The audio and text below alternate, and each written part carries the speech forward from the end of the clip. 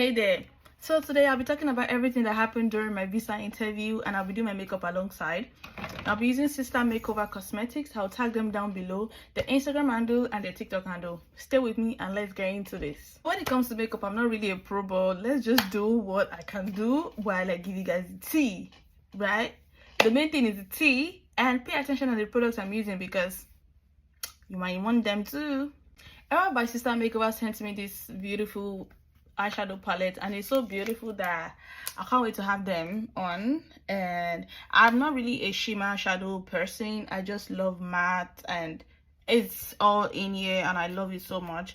They sent me eyelashes too, different length, different sizes, and they sent me beautiful lipstick. So I'm going to be trying all the lipstick, maybe some of the lipstick though, but let's just see how it goes. I started my visa process and everything last year in May, and around that last year May, my passport had already expired. My international passport already expired, and I had to renew my passport. And we all know that period, it was really a big deal trying to renew your passport. They said it would take like 6 months and shit like that. You know, to cut the long story short, I was able to get my passport. I was able to get someone to do my passport for me. Got an admission in June to my school, and when you get an admission in June, you're supposed to work your admission and probably join the next semester, maybe like August or thereabouts, right?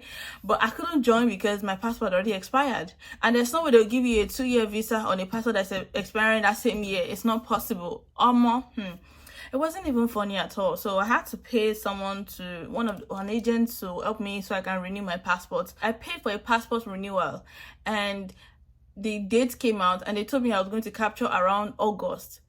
I paid April. They said my passport capture is going to be around August. Isn't that insane? I was so sad.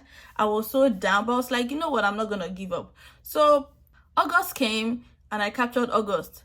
After I captured August, I waited and waited, hoping, my passport is going to come out real quick. I even did Express. And guess what? The passport didn't even come out. But a day to my birthday, that was October 15th. A day to my birthday, October 14th, my passport came out. You can imagine. So I'd already gotten an admission and everything. I had to defy again. I was devastated. Everything was wrong with me. So many things. So after my passport came out, I was searching for an interview date. So there was no way I could get an interview date. I had to pay somebody to get me a date. So the woman kept on pushing me here and there. And it was becoming too much for me.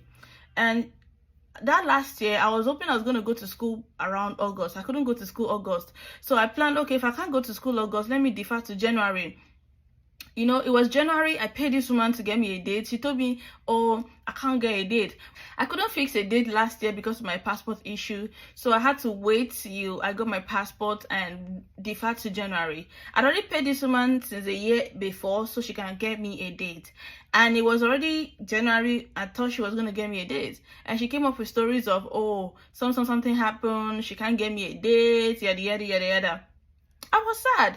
You know, I was so sad, and I didn't have a choice. I'm like, you know what, let me just put my energy into going for mock and everything to study for my interview.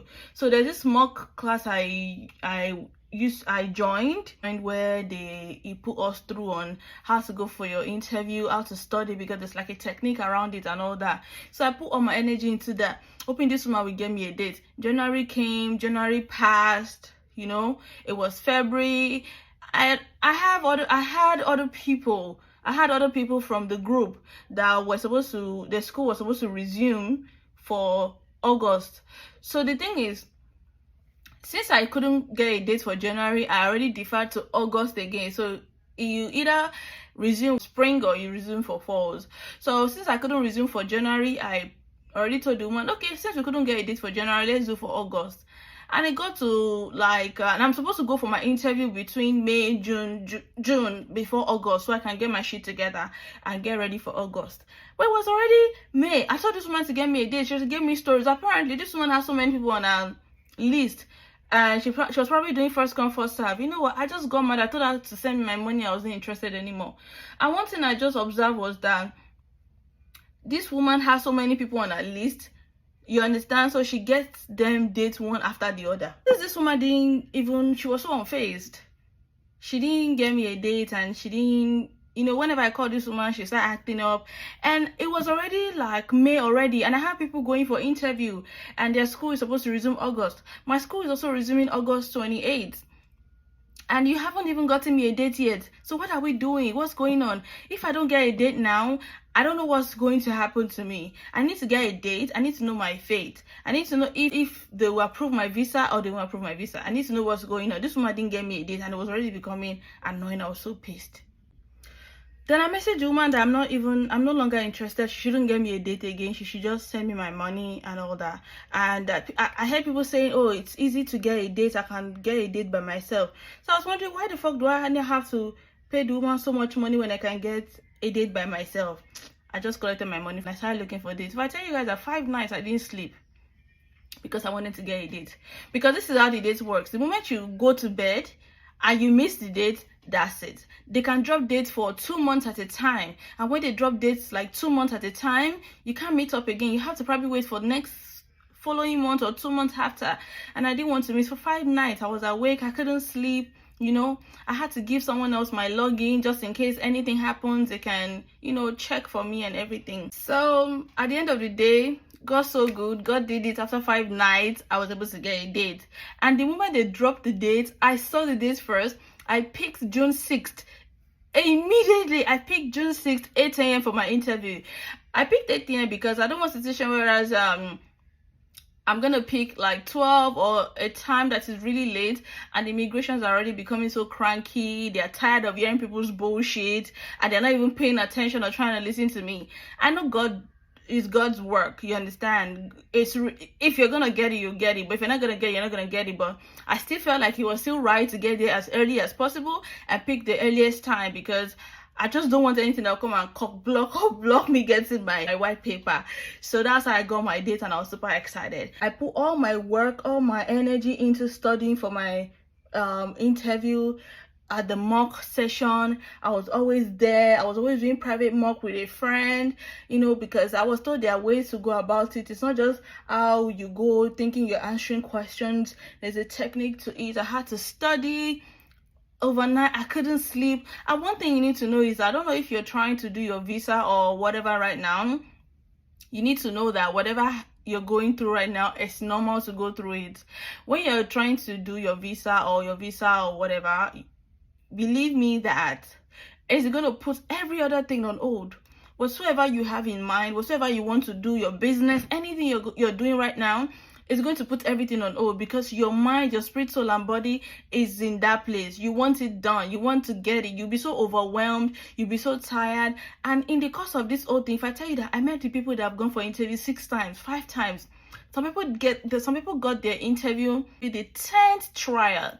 Is that crazy? But people are like us that did it one time and got it one time. We don't know what God did for us. Well, so back to my story. For my blush, I'll be using Beauty by AD. As you guys can see, I love this blush so much. After I got my date, which was June 6th, I made sure that I put every energy inside of me into preparing for my interview. I asked people to listen to me speak. I asked people to watch me, to interview me, you know, different. I didn't pick Lagos because I was so skeptical. I heard people saying that, oh, when you pick Lagos, they won't pick you. They're not liberal in Lagos, yada, yada, yada, yada. Go to Abuja. And trust me, right from this jump, before I started this whole thing, I've always wanted to go to Abuja for my interview. But the woman that was supposed to get my dates for me, she went to fix me for Lagos, of which I don't want Lagos. Then she came up with stories of, there's no date in Abuja, the viewers in Abuja, they've left Abuja, they've closed an Abuja office, Abuja embassy. That was just too much stories. But I didn't want to stay in Lagos because I was just tired of all the stories I was seeing and hearing about Lagos and all of that. I wanted Abuja. So God so good, I picked Abuja for my interview date, and boom, I got ready for my interview. That's Abuja, 4th of June, because I didn't want story that touches. You know how you go to Abuja and they said something happened at the airport, plane cannot move, something happened. Me, I don't want to leave Lagos on the 5th before they will tell me something happened or I can't fly. So for Abuja, 4th of June. I got to Abuja 4th of June. I didn't mind even staying in Abuja. I was in a hotel. I was there still studying, you know. Then I had so much anxiety. I'm not even gonna lie to you guys. I couldn't eat.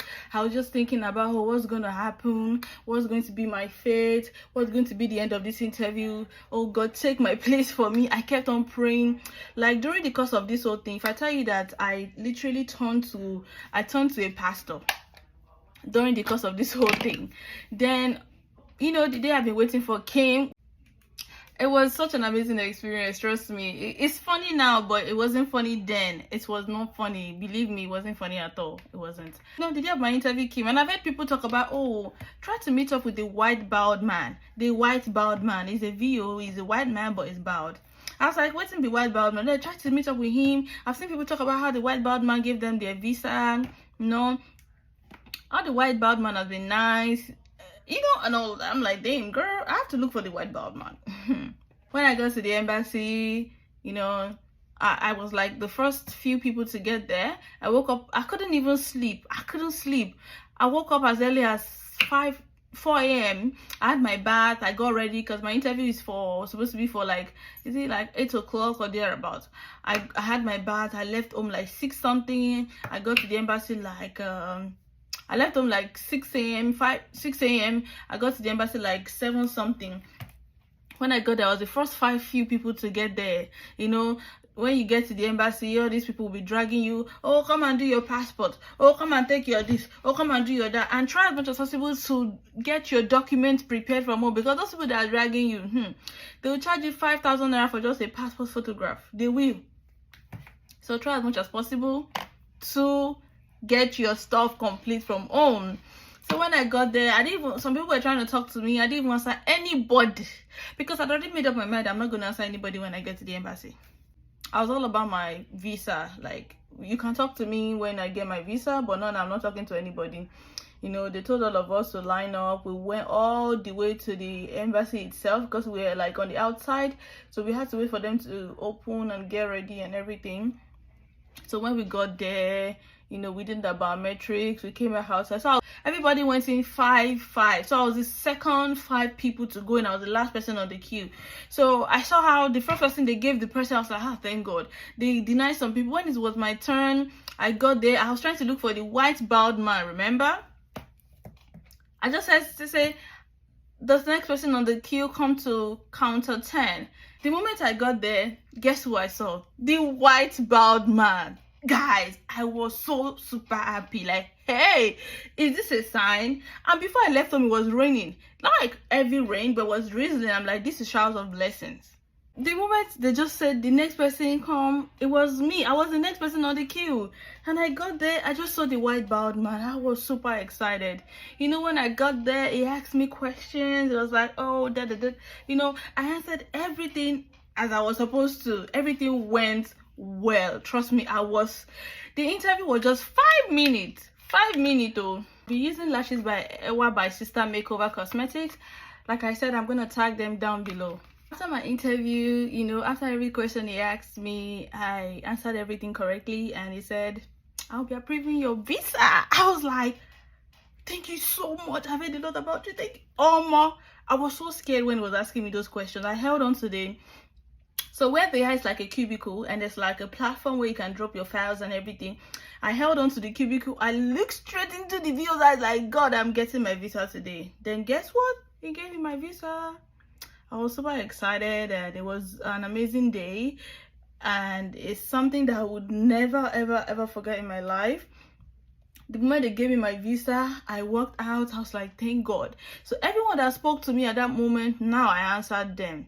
The moment I got my visa, I removed my shoes. I did not wear my shoes till I got back into the car, because my shoes I wore like I was really dressed, like I was going for a job interview, because I wore heels, but not too high, but very nice, you know, like 4 inches. Yeah, so I was super excited, and that's how I got my visa. So I feel like when you get your visa, there's this last thing they say before you exit the place. I didn't get the last thing they said the moment to give me my visa. I was just like, oh, thank you so much. I've heard so much about you. The African in me had to say, God bless you. I had to tell that thing because God has to bless him. The moment I stepped out, I removed my shoes. Walking all the way to the car. without shoes on. Everybody was just looking at me. I saw people cry. You know, it's a really sad thing to be denied. And guess what? Being denied is not denial. It's just for you to know the loopholes so you can fix them next time you go there again. It's not by my power and it's not by whatever I did. It's just God. I did it one time in 5 minutes and I got it. So you can do it again. Don't give up. If you fail, you fall, stand up and try again and again. If you have any questions to ask me concerning how to go about the visa interview, how to prepare and study for it, you can DM me to ask me, and you can DM me on Instagram or here on TikTok. I'll be willing to help you and give you advice on how to go about it. And if you have been denied before, do not stop. Try over and over and over again, and try to make sure to fill the loopholes from the last time so you don't flop again. Thank you for watching.